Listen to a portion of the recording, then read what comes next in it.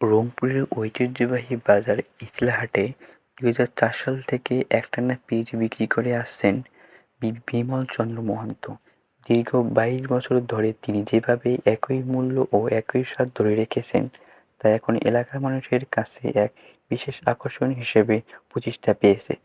মাত্র ৳১ পেঁয়াজই এমন দাম বর্তমান সময়ে অবিশ্বাস্য মনে হলেও বিমল চন্দ্র মহন্ত তাঁর ক্রেতাদের জন্য এই মূল্য অপরিবর্তিত রেখেছেন।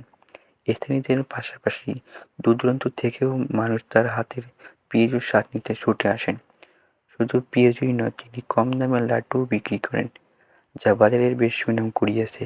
স্থানীয়দের মতে, তাঁর আন্তরিকতা, হাসিমুখে সেবা ও পণ্যের মান ধরে রাখার দক্ষতাই তাঁকে আজ এই অবস্থানে নিয়ে এসেছে।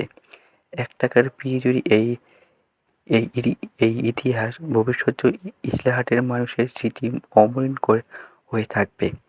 কাজী আরিফ হাবিব, প্রতিবেদন উপস্থাপক, ইচলাহাট, চৌধুরী পিয়াসা, রংপুর।